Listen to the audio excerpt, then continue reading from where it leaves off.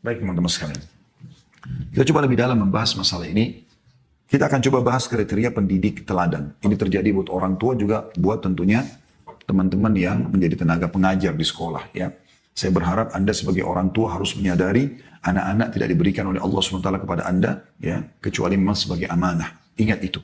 Dan Anda tidak punya pilihan sama sekali. Anda sebagai laki-laki hanya punya sperma, itu pun Allah yang ciptakan. Anda yang ciptakan sperma juga itu. Dan Anda perempuan hanya punya sel telur dan perut di tempat untuk menampung bayi tersebut. Kemudian lahirlah bayi tersebut. Kita bahkan tidak bisa pilih laki-laki atau perempuan. Kita tidak bisa memilih bagaimana alisnya, matanya, hidungnya, bibirnya. Kita tidak bisa pilih semua. Tidak bisa ada yang kita pilih sama sekali. Maka ini teman-teman sekalian, sebuah pelajaran penting. Ternyata ini bukan milik kita. Allah SWT amanahkan. Ya. Maka ada sebuah tanggung jawab di situ. Dan ada sebuah peluang pahala besar di situ. Begitu juga Anda sebagai guru di sekolah. Teman-teman sekalian, lupakan masalah gaji. Coba nikmati pekerjaan. Apa yang sedang kita kerjakan. Saya juga kebetulan lama menjadi guru. Baik itu di pesantren ataupun di universitas menjadi dosen. Dan saya melihat tidak ada cara yang paling efektif untuk bisa memberikan informasi yang tepat kepada anak didik kita. Kecuali dengan kita menikmati pekerjaan tersebut. Kita ikhlas. Saya pribadi menjadikan mereka adalah aset-aset amal jariah saya. Saya berharap siswa di pesantren dulu ayah saya didik di Makassar. Dan juga teman-teman mahasiswa dulu yang saya ajar di kampus. Saya berharap mereka tidak keluar kecuali mereka akan menjadi amal jariah buat saya. Saya berusaha menukil itu dan saya tidak pernah pikirkan masalah gaji yang saya terima. Karena itu pasti akan datang. Dalam istilah para ulama, ya, kalau kau kejar akhirat, duniamu akan ikut. Kalau kau kejar dunia, akhiratmu akan luput. Maka coba nikmati itu. Sehingga Anda tidak pernah menghubungkan antara bagaimana mengubah karakter yang buruk dari seorang anak, bagaimana kita membentuk dia menjadi seorang tokoh atau orang yang baik, ya, dengan gaji yang Anda terima atau upah yang Anda terima. Bagi kita adalah ini amal jariah. Bagaimana saya bisa mengubahnya? Imam Syafi'i rahimahullah pernah punya seorang murid, teman-teman sekalian. Itu muridnya lamban sekali kalau dia memahami sesuatu. Maka Imam Syafi'i tahu masalah itu. Dan dia selalu duduk di belakang orang itu. Apa yang terjadi? Imam Syafi'i rahimahullah seorang pendidik yang luar biasa. Dia tahu bukan upah yang dia pikirkan. Tapi yang dia pikirkan adalah pahala yang dia bisa dapatkan. Maka dia biarkan seluruh muridnya keluar dan dia tahan anak tersebut. Lalu mulailah beliau mengulang-ulangi materi itu pelan-pelan sampai anak itu faham. Sampai pernah anak ini mengatakan, wahai imam, saya orangnya begini. Anda tidak usah buang-buang waktu buat saya. Kata beliau, tidak. Sampai kau memahami apa yang saya sampaikan. Saking luar biasanya kalau orang kejar target akhirat, pahala, ya bagaimana menjadikan orang ini depan saya sebagai aset amal jariah itu luar biasa. Mirip dengan alam dakwah ya. Kalau saya pribadi, saya tidak pernah melihat kekurangan seseorang atau pelanggaran agama yang terjadi padanya adalah sesuatu yang harus saya perangi. Tetapi saya melihat itu adalah aset amal jariah buat saya. Ada wanita belum berhijab kah? Ada orang belum sholat kah? Ada orang belum puasa kah? Ada orang punya kesalahan apalah dalam agama. Bukan untuk kita musuhi. Justru kita tersenyum, menjadikan itu sebagai kesempatan kita. Jangan didahului oleh orang lain untuk memberikan nasihat kepada dia. Berapa banyak orang yang kita bengkalikan, tidak kita nasihatin, tidak kita luruskan. Ternyata dia mendapatkan hidayah dari orang lain dan orang lain itu yang mendapatkan pahalanya.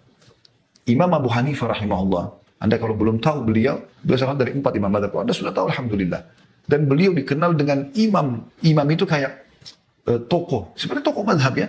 Itu menghafal minimal 500.000 hadis kalau saya tidak salah. Dan sekian banyak, ya luar biasa. Dan Imam Abu Hanifah itu sekarang madhabnya umumnya diterapkan di Afrika, di Eropa, di India. Banyak menggunakan madhab Abu Hanifah rahimahullah. Beliau itu mulai belajar agama, mulai lebih menekuni di umur 30 tahun lebih. Tapi bukan itu yang sedang kita bahas. Sebabnya adalah beliau pernah sholat di masjid. Beliau pedagang sutra di Irak. Kemudian beliau sholat di masjid. Pada saat beliau sholat ternyata cara sholatnya salah. Dan ditegur oleh orang di sebelahnya. Maaf tadi sholat Anda salah, yang benar itu begini. Misal, begitu saja. Maka Abu Hanifah mengatakan, saya pun malu. Masa saya di umur sekian masih salah sholatnya. Lalu beliau mulai mempelajari agama sampai menjadi tokoh madhab. Sekian juta orang sekarang mengikuti ajaran beliau, ya madhab beliau. Ya, yang dinukil tentang hukum fikih, tata cara sholat, puasa, dan luar biasa banyak yang lainnya. Pertanyaan sederhana teman-teman. Pernah nggak orang yang sedang menasihati Abu Hanifah tadi untuk membentukkan sholatnya berpikir yang dia nasihatin akan menjadi imam madhab? Pernah nggak Anda renungi teman-teman, yang orang tadi meluruskan sholat satu kesalahan tadi, ternyata bisa panen seluruh pahalanya Abu Hanifah. Itu luar biasa. Ya. Baik teman-teman, kriteria pendidik yang baik, yang pertama, bagi orang tua dan juga anak, bagi guru ya maaf, bagi orang tua dan juga guru, pendidik di lembaga pendidikan. Yang pertama teman-teman, pemaaf dan tenang. Ini penting sekali, pemaaf dan tenang. Kalau orang sudah seperti kita kita sudah bisa mengontrol emosi segala macam, maka tentu orang tidak akan melakukan kesalahan. Dan kalau Anda selalu yang terbawa adalah emosional, Anda tidak akan pernah bisa memperbaiki orang. Perhatikan apa yang Allah sebutkan tentang masalah pemaaf ini. Allah sebutkan dalam surah Al-Imran, surah nomor 3, 134. Kalau Anda yang sedang mengikuti acara kita ini, bisa membuka aplikasi Al-Quran di handphone, coba dilihat ya. Al-Imran, surah nomor 3, ayat 134. Allah SWT berfirman, A'udzubillahi minasyaitonirrajim, wal qadhimin al-ghaidha wal 'afina 'anil nas, wallahu yuhibbul muhsinin. Ini tentu potongan ayat ya. Potongan ayat Al-Imran 134. Yang bunyinya, dan orang-orang yang menahan amarahnya. Qadhimin al-ghaidh, kata ulama, ya, adalah orang yang marah dalam kondisi dia punya power, dia dalam kondisi benar, dia marah, dia bisa lampiaskan. Tapi dia qadhim, qadhim artinya dia menahannya. Justru pada saat itu, wal qadhimin al-ghaidh, Allah malah memuji mereka. Lalu Allah mengatakan wal afina 'anil nas, orang yang suka memaafkan orang lain. Maafkan. Mereka masih jahil. Kalau mereka sudah tahu seperti kita, maka tentu saja mereka tidak akan lakukan. Maafkan mereka. Jadikan mereka, tadi saya bilang, aset amal jariah Anda. Wallahu yuhibbul muhsinin, dan Allah suka orang-orang yang berbuat kebaikan. Maksudnya siapa? Tadi orang yang menahan emosinya, padahal dia bisa melampiaskan karena dia seorang guru, dia orang tua, dia bisa main pukul, main segala macam hukum, tapi tidak. Dia dahulukan sifat kasih sayangnya, pemaafnya. Dalam ayat yang lain, Allah SWT memerintahkan dalam surah Al-A'raf ayat 199. Al-A'raf 199 yang berbunyi, A'udzubillahi minasyaitonirrajim, khudil afwa wa'mur bil 'urfi wa'arid 'anil jahilin. Peganglah sikap memaafkan. Pelongkan. Tapi dia jahat Ustaz. Iya. Tapi kan dia bodoh Ustaz. Iya. Kita juga tahu. Semua juga orang tahu. Tapi agama Anda, Allah Tuhan Anda mengajarkan Anda apa? Allah mengatakan khudil afwa. Peganglah sikap memaaf itu. Kita ada masalah, maaf. Ya. Dan suruh orang mengerjakan yang ma'ruf. Ajarkan mereka supaya mereka tidak salah lagi. Dan berpalinglah dari orang-orang jahil. Maksudnya, jangan jadikan mereka sebagai teman, tapi luruskan kesalahan. Juga dalam surah Al-Hijr, ayat 85. Ya. Allah subhanahu wa ta'ala berfirman, A'udzubillahi minasyaitonir rajim, fasfahis safhal jamil. Maafkanlah mereka dengan pemaafan yang baik. Awet muda, berhasil akan mendidih. Itu luar biasa. Mendidih. Saya dapat kisah tentang Syekh Sudais, Abdurrahman Sudais, Imam Masjid Haram. Sekarang sudah 60 tahun lebih umurnya. Hafidhahullah, beliau hafal Quran. Kalau baca Quran, siapa yang tidak suka suaranya? Saya pernah ke hutan Afrika, hutan di Irian ya. Itu saya dengar masjid, di sana itu ada melantunkan tilawahnya Syekh Sudais. Saya sampai berpikir, kalau Syekh Sudais tahu suaranya sampai di hutan-hutan Irian ditilawahkan, mungkin beliau menangis. Gitu. Luar biasa. Gitu. Salah satu kisah pernah dinukil oleh seseorang mewawancarai beliau sambil bertanya, apa kata kunci suksesnya Anda ini? Apa kata beliau? Dulu waktu saya kecil kalau saya nakal, ya, maka ibu saya mengatakan, pergilah ke Masjid Haram, semoga kau jadi imam haram. Ibunya lagi marah, bukan malah marah. Tapi dia malah mendoakan kebaikan. Dia mengatakan, pergilah ke Masjid Haram. Artinya, sekarang ke Masjid Haram, terserah mau buat apa di Masjid Haram. Kalau sholat, ikut sholat. Ada ulama ikuti halakanya, tapi secara umum, pergilah ke Masjid Haram. Semoga kau jadi imam haram. Selalu itu yang dinukil. Sambil tersenyum, beliau mengatakan, itulah rahasia saya bisa jadi imam. Banyak orang jadi imam Masjid Haram, tapi siapa yang dikenal? Pilihan dihitung jari, termasuk beliau. Hafidhahullah. Baik teman-teman sekalian, tentu ini bahasanya panjang, saya langsung masuk ke sifat yang kedua. Yaitu tadi pemaaf, yang kedua adalah lemah lembut dan menjauhi sifat kasar. Bedakan antara tegas sama kasar, beda ya. Tegas itu, lakukan ini, jangan lakukan ini, itu tegas. Boleh tegas. Rasulullah SAW tegas di beberapa hal. Kalau memang itu sudah sampai pada pelanggaran agama misalnya. Tapi bukan keras, keras itu mata melotot, tangan melayang, kaki menendang. Mulutnya kotor mengucapkan kata-kata yang luar biasa. Perhatikan bagaimana Aisyah menukil kisah atau meriwayat bahwasanya baginda Nabi SAW bersabda, Inna Allah rafiqun yuhibbur rifqa. Allah itu lemah lembut, maha lemah lembut. Dan dia mencintai kelemah lembutan itu. Wa yu'ti 'alal rifqi ma la yu'ti 'alal 'unf. Dan dia memberi karena sikap lemah lembut sesuatu yang tidak diberikan kepada sikap yang keras. Artinya efek hasilnya beda. Lemah lembut dengan keras. Wa ma la yu'ti 'ala ma siwah. Dan juga segala sesuatu yang tidak diberikan kepada selainnya. Maksudnya selain lemah lembut. Apapun metode selain lemah lembut, maka akan efeknya beda dengan lemah lembut. Ya. Dan ini diriwayatkan, sudah disebutkan tadi oleh Bukhari. Ya. Atau dinukil sebelumnya ya. Jadi kalau di rumah Anda ada lemah lembut, tutur kata yang santun, suami pada istri, istri pada suami, orang tua pada anak, anak pada orang tua, berarti Allah sedang menginginkan kebaikan buat rumah tangga Anda. Ini luar biasa. Begitu juga dengan lembaga pendidikan tentunya. Ya. Kemudian dalam hadis yang lain kata Nabi SAW, Inna Allah rafiqun yuhibbur rifqa fil amri kullih. Allah itu maha lemah lembut dan dia mencintai kelemah lembutan dalam segala urusan. Ya, kalau Anda tadi mengatakan, mungkin nggak kita pilih-pilih. Kata Nabi SAW, segala urusan. Kelemah lembutannya. Ini diriwayatkan juga sama oleh Imam Ahmad tentunya. Juga Ummul Mukminin radhiyallahu anha menukil bahwasanya Rasulullah SAW bersabda, ini maksudnya Aisyah Ummul Mukminin radhiyallahu anha, "Alaikum birrifqi inna rifqa la yakunu fi syai'in illa zanah wa la yunza'u min syai'in illa syanah." Bersikap lemah lembutlah, sungguhnya tidaklah kelembutan terdapat pada sesuatu kecuali akan membuatnya indah, dan tidaklah dicabut dari segala sesuatu kecuali akan merusaknya. Diriwayatkan oleh Muslim. Ya. Disebutkan dalam hadis yang lain di poin ini ya, sikap yang kedua itu lemah lembut, yaitu hadis yang diriwayatkan Muslim. Kata Jabir bin Abdullah radhiyallahu anhu, Rasulullah SAW bersabda, "May yuhramil rifqa yuhramil khaira kullah." Siapa yang telah terharamkan ya, memiliki sifat kelemah lembutan, dia memang tidak ada dalam dirinya, semuanya melotot, semuanya kasar, semuanya emosional, maka dia telah diharamkan atau terharamkan dari seluruh kebaikan. Sifat yang ketiga, ya, yaitu penyayang. Ya. Penyayang ini artinya selalu ingin mendahulukan orang lain. Tadi kan lemah lembut ya. Penyayang. Dinukil dari Imam Bazzar meriwayatkan dari Ibnu Umar radhiyallahu anhu bahwasanya Rasulullah SAW bersabda, sungguhnya Allah tidak menyayangi orang yang tidak sayang kepada anaknya. Sesungguhnya Allah tidak menyayangi orang yang tidak sayang pada anaknya. Anak kandungnya, anak tirinya, anak didiknya. Demi zat yang jiwaku ada di tangannya, tidak akan masuk surga kecuali orang yang penyayang. Kami berkata, wahai Rasulullah, kami semua adalah orang-orang yang penyayang. Maka beliau SAW bersabda, seorang penyayang bukanlah yang menyayangi temannya semata, tapi menyayangi seluruh umat manusia. Jadi kalau Anda maksudkan sayang hanya pada orang-orang tertentu yang Anda hormati, maka berarti belum. Yang dimaksud di sini adalah yang menyayangi semua manusia, apalagi anak, apalagi pasangan, apalagi orang tua. Ya. Dan ini dinukil dari Abu Ya'la di dalam buku beliau.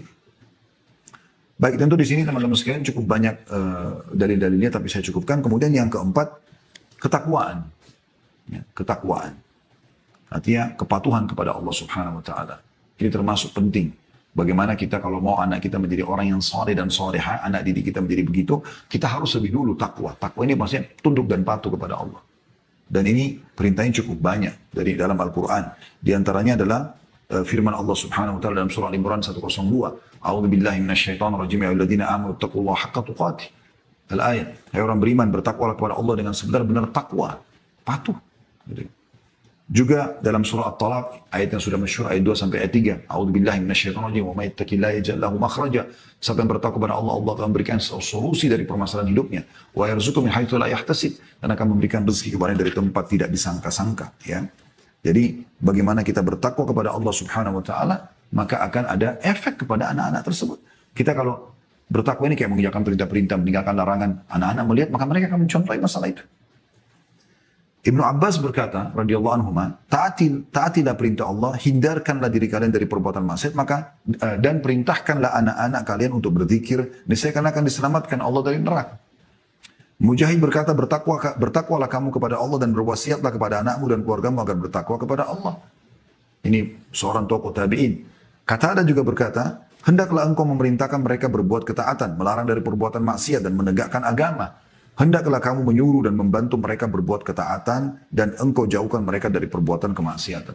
Sayang sekali, betapa banyak sekarang orang tua justru menjerumuskan anaknya pada kemaksiatan. Dari kecil yang ditanamkan itu adalah musik-musik, yang diadakan adalah artis-artis yang non-muslim, yang dari kecil ditanamkan tentang kisah-kisah kartun yang khayalan, yang isinya berantem, ya. Ini sering saya bahasakan di pengajian, kalau teman-teman yang sudah pernah dengar tidak asing itu. Kalau yang belum dengar tentu mungkin agak kaget mungkin ya. Tapi Anda coba renungi. Contoh kartun-kartun yang kita biasa suruh anak kita nonton atau biarkan nonton Tom and Jerry misalnya. Apa isinya? 20 menit atau setengah jam isinya adalah berantem antara kucing sama tikus. Apa yang terjadi kira-kira? Dalam kejiwaan anak kita pada saat mereka selesai nonton. Kalau Anda dulu kan dua adik kakak nonton kartun Tom and Jerry.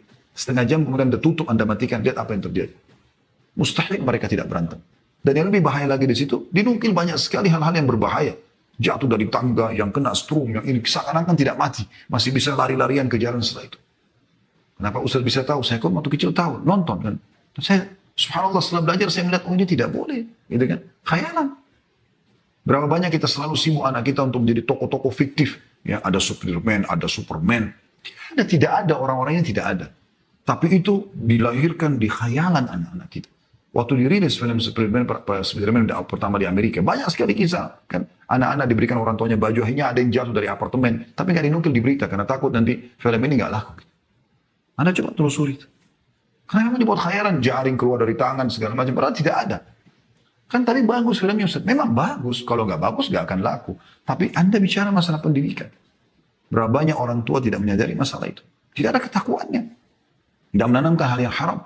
Dia duduk nonton film-film barat, film-film action yang banyak mungkin ada ciuman, ada perempuan tidak pakai hijab, anak-anaknya duduk di sebelahnya sambil nonton. Anda jangan pikir anak-anak kalau sedang bermain tidak memperhatikan ya. Mereka sangat jeli, bahkan lebih jeli daripada kita. Saya pernah berbicara dengan istri di rumah. Kemudian setelah itu subhanallah anak ini diam. Setelah itu dia bicara, datang kepada seorang tamu di rumah. Lalu dia ceritakan. Kalau ada cerita begini-begini loh, padahal itu cerita. Dia pada saat itu diam. Ternyata dia sedang mencerna apa yang sedang kita sampaikan. Maka bertakwa kepada Allah SWT. Anda kalau lihat cuplikan ciuman di film, bagi Anda dewasa itu sudah maksiat kepada Allah, itu dosa, nggak boleh. Tapi sekarang kalau Anda lakukan, mungkin Anda dewasa, Anda minimal Anda akan mengatakan, oh itu cara orang barat. Maksimalnya Anda terpengaruh untuk melakukan juga perbuatan kemaksiatan yang sama, kan? Tontonannya akan menarik, kan gitu. Tapi anak-anak Anda apa yang terjadi? Oh ternyata kalau saya sudah dewasa, saya harus begitu. Saya harus punya pasangan, saya harus punya begini dan begitu. Saya pernah bertamu di rumah salah satu kerabat. Kemudian ada tamu datang, kami duduk begitu. Terus tiba-tiba tamu ini kebetulan juga bawa anak kecil perempuan. Yang punya rumah ini punya anak kecil laki-laki. Setelah lama kita ngobrol, tiba-tiba orang tuanya mengatakan, mana si fulan? Dia cari anak laki-lakinya. Kemudian dia berdiri, dia masuk ke dalam kamar, ditemukan anaknya laki-laki sedang di atas ranjang dia, menutup selimut dan anak tamu tadi yang perempuan itu, ada di bawahnya yang sedang ditimpa oleh dia. Kira-kira dari mana anak ini menangkap? Oh, anak itu umurnya 3 tahun pada saat itu. Karena dia menyaksikan orang tuanya. Bertakwa kepada Allah Subhanahu wa Ta'ala. Harus hati-hati dengan masalah seperti ini, teman-teman sekalian. Yang kelima, yang ciri yang baik adalah berdoa yang baik buat anak-anak. Ini penting sekali, teman-teman sekalian. Tadi sudah contoh salah satunya Syekh Sudes tadi ya. Bagaimana ibunya pada saat marah pun justru mendoakan yang baik. Pergilah ke Masjid Haram, semoga aku jadi imam haram. Dikabulkan oleh Allah SWT. Teman-teman, coba sekarang hindarkan kalimat negatif. Kamu nakal, sok tahu, kamu ini bodoh, atau apalah. Mungkin tidak asing bagi para pendidik dan juga para. Ini tidak baik sama sekali. Apa hasilnya? Apa yang Anda harapkan dari kalimat itu? Yang ada, dia makin merasa, oh iya saya bodoh, oh iya ya saya begini, oh iya ya saya begitu. Kan begitu? Tidak mendidik sama sekali. Apa ini? Kenapa nggak doakan kebaikan? Semoga Allah berikan kau hidayah. Semoga Allah berikan kau pemahaman. Semoga kau berubah. Semoga kau menjadi tokoh masyarakat. Semoga kau menjadi hafidh Quran. Semoga, kenapa nggak doa itu? Doa yang baik teman-teman sekalian. Karena doa ini mustajab. Kita tidak tahu. Ya. Di dalam sebuah hadis, renungi baik-baik hadis ini teman-teman sekalian. Sabda Nabi SAW, La tad'u ala anfusikum, wa la tad'u ala auladikum, wa la tad'u ala amwalikum, la tuwafiqu minallahi sa'atan yus'alu fiha ata'an, fayastajibu lakum. Janganlah kalian mendoakan keburukan terhadap diri kalian. Misal Anda lihat di cermin, kok saya jelek ya? Padahal Anda ini ciptaan Allah. Anda cantik, Anda gagah. Walaupun Anda melihat itu jelek, itu ciptaan Allah Subhanahu wa Ta'ala. Kita cuma menunggangi badan ini kok. Ya kan? Jangan doakan keburukan. Naik mobil sedikit saja, ya, mogok mobil atau apa, sial. Apalah sial, apalah sial. Selalu gitu. Membodoh-bodohi diri, mendoakan buruk. Ini kan jadi doa untuk apa kalimat buruk keluar? Stop. Kalimat buruk berhenti. Kalimat baik saja. Ya. Jangan kalian mendoakan keburukan buat diri kalian. Jangan kalian mendoakan keburukan terhadap anak kalian. Kau ini nakal sekali. Menyesal saya melahirkan kau. Apalah kalimat-kalimat buruk. Dan jangan kalian mendoakan keburukan terhadap harta kalian. Tadi mobilnya sial, rumahnya, apa sih ini motor, gitu. Selalu dianggap remeh. Jangan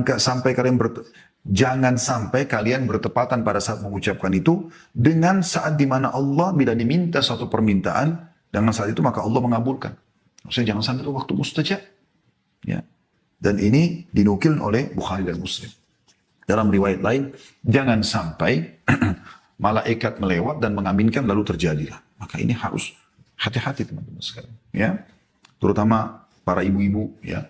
Lebih baik karena banyak interaksi sama anak, mungkin karena ayah banyak di waktu di luar rumah, maka mungkin mereka tidak melewati banyak hal-hal yang mungkin kita anggap tanda kutip pelanggaran-pelanggaran anak, jatuhkan gelas, jatuhkan piring, jatuhkan ini, apalah segala macam. Padahal itu mereka tidak tahu. Teman-teman sadarkan diri kita, kalau kita menjadi mereka, ya, atau mereka menjadi kita, apakah mereka akan jatuhkan gelas itu? Kan tidak mungkin. Mana lebih Anda sayang? Gelas yang pecah atau anak Anda? Kadang-kadang anak dipukul sampai memar hanya kena gelas. Gelas bisa Anda beli, anak nggak bisa. Ada seorang ayah baru beli mobil, bersihkan mobilnya, lalu kemudian anaknya datang pegang beberapa alatnya yang kebetulan atau tangannya belepotan, gitu. Kemudian dipegang mobil yang baru habis dicuci. Karena marah diambillah satu besi yang dipakai untuk membuka, ya, atau memperbaiki mobilnya, dipukul tangan anaknya sampai patah. Akhirnya anak itu patah tangannya, menangis-nangis, baru nyesal bawa ke rumah sakit, dioperasi. Kenapa Anda lebih sayang mobil Anda daripada anak Anda? Bagaimana bisa? Mobil bisa dibeli, masih bisa dibersihkan lagi. Gelas masih bisa dibeli, sendok masih bisa dibeli. Berikan pendidikan agar mereka faham dan mereka akan juga mendidikkan itu kepada orang lain. Ya. Kalau ada orang-orang soleh yang temui, minta supaya didoakan. Ummu Sulaim radhiyallahu anha dalam sebuah kisah dinukil. Ini Ummu Sulaim ibunya Anas ibn Malik. Anda kalau baca Anas ibn Malik ini, Anas ini termasuk salah satu dari sekian banyak sahabat yang banyak menukil hadis.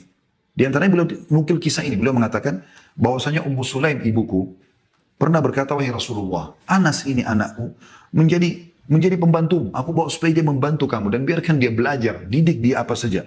Maka berdoalah kepada Allah untuk kebaikan. Untuk dia beri doakan kebaikan. Jadi Ummu Sulaim minta agar Nabi SAW doakan Anas kebaikan. Maka Nabi SAW doakan, Allahumma akthir malahu wa waladah wa barik fima a'taitah. Ya Allah, berikanlah kepada Anas harta dan anak yang banyak dan berkahilah apa-apa yang telah engkau berikan kepadanya.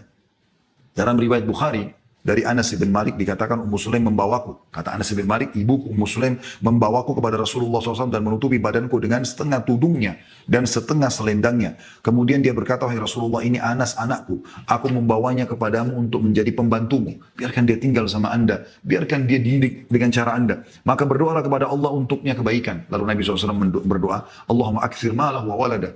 Ya Allah, perbanyaklah untuk Anas harta dan anak yang banyak. Maka Anas menceritakan dirinya mengatakan, demi Allah, hartaku banyak melimpah dan sungguh anak cucuku sampai 100 orang pada hari ini. Jadi beliau menukil kisahnya gitu. Ini luar biasa gitu. Dan terlalu banyak kisah yang berhubungan dengan masalah ini. Ini ya teman-teman, jangan pernah ya mendoakan kata-kata yang tidak baik. Harus dengan baik gitu kan. Harus dengan baik. Ya, termasuk juga memiliki nama-nama yang baik. Ini masuk dalamnya. Ya. Walaupun ini poin sendiri sebenarnya memiliki nama yang baik ya. Kita bisa masukkan di poin yang ke 6 ya, yaitu ya memiliki nama-nama yang baik. Nabi SAW menyuruh kita memiliki nama-nama yang baik. Bahkan beliau menukar nama-nama buruk sahabat kalau memang maknanya buruk pada nama-nama yang baik. Dan beliau mengatakan, Ahabul asma ilallah, nama yang paling Allah cinta adalah Abdullah dan Abdurrahman. Ya, kemudian Anda bisa pilih nama nabi-nabi. Kalau anak laki-laki ya, kalau perempuan Anda bisa misalnya Adam, Hud, Saleh, Shu'aib. Dan saran saya, Anda memilih satu nama saja. Kebiasaan kita di Indonesia ini harusnya kita bisa mengubahnya. Seringkali satu orang namanya sampai 3 komponen atau 4 komponen. Gitu kan? Lebih baik dihindari. Anda lihat nama-nama para nabi satu. Adam, Hud, Saleh, Shu'aib, Musa, Isa, Muhammad. Dan seluruh nabi-nabi alaihi wasallam. Satu nama. Kalau kita Muhammad, Yusuf, Harun. Muhammad Nabi, Yusuf Nabi, Harun Nabi. Siapa yang mau dipanggil nih? Kadang-kadang sudah nama bagus-bagus begini pun, ya, masih dipanggil dengan nama-nama ejekan. Nama-nama yang tidak baik. Gendutlah, inilah, itulah, apalah, segala macam. Dan itu dijadikan sebagai bahan olokan. Subhanallah. Ini bisa jadi doa buruk teman-teman sekalian. Namakan nama baik. Pernah Nabi SAW mau minum susu unta. Mau disuruh perah susu unta. Beliau mengatakan, siapa yang memerah buat kami? Ada satu orang berdiri mengatakan, saya Rasulullah. Apa yang terjadi? Nabi tanya pertama kali, namamu siapa? Ditanya namanya. Maka dia mengatakan, Mur. Mur itu pahit. Maka kata Nabi SAW, duduklah. Nabi nggak mau diperahkan susu oleh orang yang bernama Pahit. Kemudian Nabi SAW mengatakan, siapa yang memerah buat kami? Berdiri orang kedua. Nabi SAW tanya, siapa namamu? Dia bilang, Harb. Harb itu perang. Kata Nabi SAW, duduklah. Gitu kan? Lalu Nabi SAW mengatakan, siapa yang memerah buat kami? Maka yang ketiga berdiri mengatakan, saya Rasulullah. Nabi tanya lagi, siapa namamu? Dia mengatakan, Aish. Hidup maksudnya. Kata Nabi SAW, perahlah buat kami. Begitu luar biasa. Nabi SAW pernah lewat teman-teman di sebuah tempat, ada 2 gunung. Cuma lewat. Sebelum lewat 2 gunung ini harus dilewatin gitu ya. Maka artinya kebetulan akan lewat di situ. Nabi SAW tanya, siapa yang tahu nama atau julukan 2 gunung ini? Ada sahabat mengatakan, saya Rasulullah. Yang sebelah kanan, Fadih. Fadih itu pembongkar aib. Ya. Yang sebelah kiri, Mukhzi. Mukhzi itu penghina. Artinya orang di situ iseng kasih nama, ini pohon ini, gunung ini. Padahal gunung itu tidak ada namanya sebelumnya. Tapi dikasih nama buruk. Apa yang terjadi? Nabi SAW suruh cari jalan lain. Gak mau lewat di situ karena buruknya namanya. Perhatikan ini teman-teman. Luar biasa gitu ya. Kemudian yang ketujuh, lemah lembut dalam bermuamalah. Ini sebenarnya mirip dengan tadi ya, sifat dengan lembut ya. Tapi di sini yang tadi yang sebelumnya adalah lemah lembut di dalam perkataan ya. Kalau di sini dalam muamalah sebenarnya ya. Dalam muamalah ini disendirikan juga oleh para ulama. Artinya lemah lembut dalam bermuamalah ini. Atau oke, kita langkai saja ini, kita anggap sudah masuk dalam lemah lembut tadi ya. Kemudian kita masuk saja di poin yang ketujuh, yaitu menjauhi sifat marah. Langsung saja ke sifat marah ya. Kita sudah cukupkan dengan tadi itu lemah lembutnya. Sifat marah teman-teman sekalian. Nah marah ini harus dikontrol emosi itu. Ya. Disebutkan bahwasanya Nabi SAW hanya marah kalau pelanggaran agama terjadi. Itu pun marah beliau niatnya karena kebaikan. Tapi sering kali beliau menasihat. Ada pernah sahabat datang mengatakan, ya Rasulullah wasiatkan saya. Supaya saya hidup bahagia, tentram, dunia akhirat. Kata Nabi SAW, la taghdab. Jangan kau marah. Apalagi Rasulullah, la taghdab, jangan kau marah. Apalagi Rasulullah, la taghdab, jangan kau marah. 3 kali Nabi SAW mengatakan itu. Dan itu disebutkan dalam hadis Bukhari dan juga Ahmad. Juga dalam riwayat Abu Darda radhiyallahu anhu bahwasanya Nabi SAW bersabda, la taghdab walakal jannah. Jangan kau marah, kau akan dapat surga dengan itu. Nah, ini hadis diriwayatkan oleh Tabarani. Saya teringat anak saya, Uwais, hafidahullah, semoga Allah jaga beliau. Sekarang umurnya sudah 7 tahunan, anak laki-laki. Waktu awal saya masukkan di sekolah gitu. Ada hafalan hadisnya gitu. Nah hadis ini disebut. Diajarkan di sekolah. Ya. La taghdab walakal jannah. Jangan marah bagimu surga gitu. Jadi dia, kalau dia main sama adiknya mulai marah, dia sampaikan. Ada hadis loh, la taghdab walakal jannah. Dan dia pernah bilang juga sama ibunya gitu. Pada saat ibunya sedikit mungkin marah dengan beberapa sikapnya, dia mengatakan, la taghdab walakal jannah. Jangan marah bagimu surga gitu. Nah sekarang kami pun kadang-kadang bercanda sama dia. Kalau dia sedikit ada marah sama adiknya, wais la taghdab walakal jannah. Jangan marah bagi dia, tersenyum. Dan ini satu hal yang luar biasa gitu kan. Jadi kita biasakan tidak terbawa dalam arus emosional itu. Baik teman-teman sekalian, kemudian selanjutnya yang ke-8 adalah bersikap adil. Ini juga penting dan tidak pilih kasih ya. Dinukil bahwasanya ada seseorang yang bernama Bashir radhiyallahu anhu, sahabat Nabi yang mulia. Dia punya beberapa orang anak, tapi ada satu anaknya namanya Nu'man. Nu'man ini sangat bakti dengan Bashir. Lebih daripada saudara-saudaranya. Maka dia datang kepada Nabi SAW. Si Bashir datang, si Ayah datang mengatakan, ya Rasulullah, ini anak saya, Nu'man, saya mau kasih sesuatu dia. Maksudnya, karena dia lebih bakti daripada saudaranya yang lain. Saya mau minta Anda jadi saksi. Apa kata Nabi SAW? Apakah kau lakukan itu pada anakmu yang lain? Dia bilang, tidak ya Rasulullah. Kata Nabi SAW, kalau gitu saya nggak mau jadi saksi. Lalu Nabi balik bertanya kepada Bashir, mau nggak kau anak-anakmu berbakti secara rata, sama semua? Dari yang pertama sampai yang paling bungsu semuanya sama. Laki-laki perempuan sama baktinya dengan kau. Atau kepadamu, kata Bashir, iya ya Rasulullah. Kata Nabi SAW, kalau gitu adillah dalam pemberian kepada mereka. Bermuamalah pun begitu. Hati-hati teman-teman. Cium pun usahakan adil. Saya kadang-kadang subhanallah kalau mau terapkan ini, kalau anak-anak pada datang di rumah, saya kalau cium yang satu, saya langsung tanya pada istri saya, mana si fulan, anak kita yang lain. So saya datang, saya ciumin juga. Takutnya nanti Allah hisab gitu loh. Saking hati-hatinya. Anas bin Malik berkata, ada seorang laki-laki berada di depan Nabi SAW, lalu putranya datang kepadanya. Lalu dia menciumnya dan mendudukkannya di atas pahanya. Anak laki-laki datang. Kemudian datang putrinya, anak perempuannya. Lalu dia dudukkan di hadapannya, dia tidak pangku. Maka kata Nabi SAW, kenapa engkau tidak menyamakan antara keduanya? Itu luar biasa ya. Berarti harus sama di sini. Nah beda antara warisan dengan hibah. Pemberian itu teman-teman sekarang harus rata. Adil. Ya, rata semuanya. Sama teman-teman di lembaga pendidikan. Rata dalam, jangan pilih kasih. Jangan karena ini pintar, lalu Anda pilih kasih dengan tidak. Justru yang tadi saya bilang yang masih bodoh menurut Anda itu, Anda jadikan dia supaya pintar. Itu baru Anda sukses di poin itu. Nah itu penting sekali. Bagaimana kita bisa mengubah orang untuk menjadi lebih baik sehingga kita bisa panen amal jariah. Itu penting teman-teman.